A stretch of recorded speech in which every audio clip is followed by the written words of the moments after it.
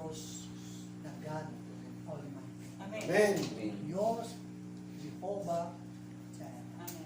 Amen. Sa kamanaroon, ano man ang ginagawa, kung patuloy tayo tumutugon, sa uso ng kanyang kalooban, kapatid, hindi mo kaya at yung pakailangan, ako ang Diyos, tutulungan tayo, ingatan tayo, Amen. pagpapalaya tayo, Amen. habang ikaw at ako nabubuhay. So, Amen. Amen. kaya, Yahweh sa pangalan ni Jesus na Nazaret, sa biyaya Espiritu Banal, nandito po yung mga lingkod mo tumugon, mananampalataya. Hindi ko alam kung anong pangailangan.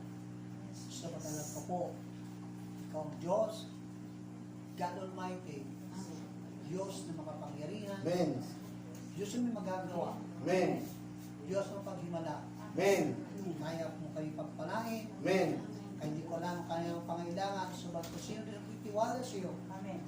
Manalay sa gabi ito, binaki ko po, bukas na po, ang dulungaw ng langit, sa oras na ito, para pagpalain niyo po ay mananampalataya. Amen. Amen. Ay kausapin mo na, lumulog ka na, lumapit ka, na Diyos nakikinig Amen. sa ating mga buhay. At mismo nagsabi sa atin, lumapit kayo ng papagalan at nabibigatan siya pasanin kay akin pagpapahin. Amen. Ano ko na Diyos siya kapatid? Ano sa mga takot no? Ng mamo, pagkabahala, ang Diyos na ito, Diyos na kaya po tayo tulungan, Amen. panatagin, payapain, at bigyan ng kasagutan sa ating pangailangan. Amen. Ama, maraming salamat Diyos sa gabi ito at alam ko po, nakikinig ka, mahinaing, mananampalataya. Ikaw po kanilang paglingkuran, ikaw po kanilang sinasamba, kasi po nandito Panginoon, at piniwalaan ko po yung salita na sinabi mo sa kamay tinatas pinaparangalan, naroon po, kung sa presensya, pinaki sa gabi ito, may uwi na pinagpala mo. Amen. Sa lugar ito, sa pangalan ni Jesus, Amen. sa kapay Espiritu Banal, kilim mo na, paniwalaan mo na, Amen. ito, tayo po'y kinakapos. Amen. Ama, maraming salamat sa gabi ito.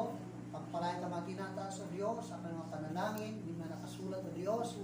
Pagpalayan ka mga tinataas, mga Biblia, asinwalat bago pala yung mga anak. Pagpalayan kayo mga mahal sa buhay kung saan tumutulong sa kanila susupply pagkat hindi kasama na sa gawain. So bala dito po sila lagi. Pinangkit ko po ang mga ganun sabi. Sa mga naglinggo sila nagpag-aman sa pagpapalay mo ang buong sambayanan. Pinangkit po Diyos ang iyong panalangin. Malayo man sa kanila kalaman sa buhay. Sinasama sa palay sa gabi ito ay Panginoon. Ikila mo na ay inaabot na po na mapagpalat, mapag-imalay kamay na. So, magpalayan mo po kayong mga source income, kayong mga trabaho, pagkailangan. May mga batang ito, O Diyos, nag-aaral, ikaw po bigyan ka alaman. O Diyos, ayun kapatid, O Diyos, papunta ng Maynila, o pa makapagtrabaho at makatulong sa kanyang pamilya, sa kanyang sarili, kanyang plano, kanyang buhay.